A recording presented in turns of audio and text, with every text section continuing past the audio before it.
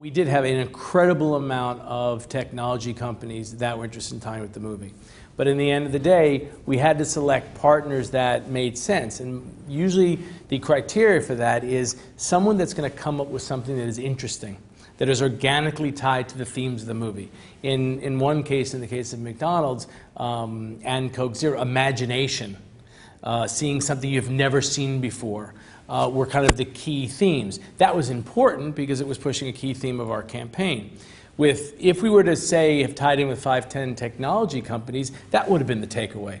So it was fine to tie in with Panasonic and LG because we had the balance of a really well-rounded kind of promotional portfolio, if you will. And it ultimately becomes a relationship. You talk to the companies and you determine what's going to make most sense for both of you, because you got to have a promotion that works on both sides. We only want things where the partner walks away saying, that was really wonderful, we want to work with them again, and we can walk away saying, that really helped move along the marketing of the movie. Augmented reality in the simplest form is a 3D technology on your computer.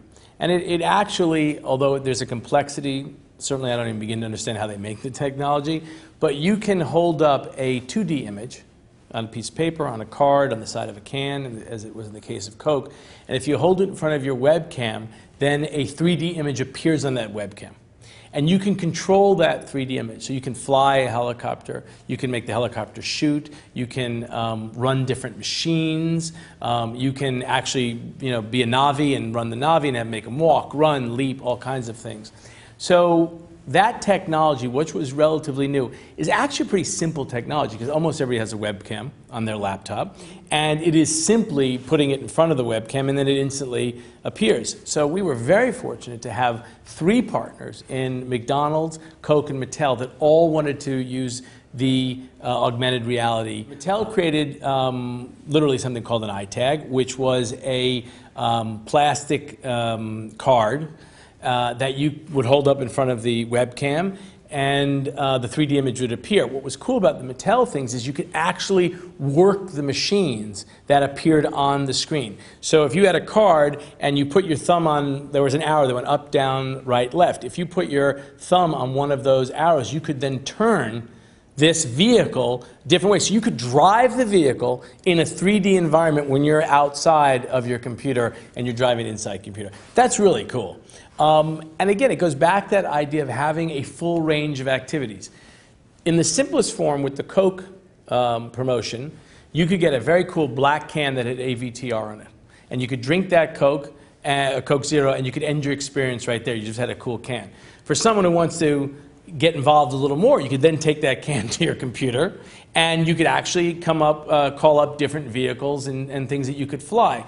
So as you get a little deeper, you might get a different kind of fan who's either got the time or the interest, but providing that provides for a fuller experience for the audience. We know that in the Coke example, there were millions of people who did it, millions of people. So I look at that as very successful. I don't have a metric to compare it to, but because it's something new, if you can get millions of people to engage in something, I think that's pretty good for a first stab. And again, you're not hanging the campaign on any one piece of it.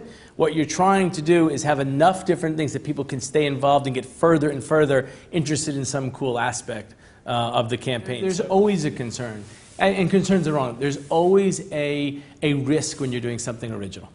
And part of that has to do with the culture of where you work. We are a very pro-risk culture. We try a lot of things. Some things don't work. But we're in a very unique business. Our business is made in success either Friday or Saturday. There are very few other products in the world that once you go out into the world, you have one day to make it work. So we've got to try things. We've got to try things that stand out. And as I said, some will absolutely work. The potential failure of augmented reality as it related to the movie was that no one would care about it. You'd still have your 140 million Coke cans, and if people didn't want to go try the augmented reality, they didn't do it. You'd still have your millions of Mattel figures, and if people didn't want to try the iTag, they wouldn't do it. So in terms of the risk, there's not a lot of downside, but there's a tremendous upside.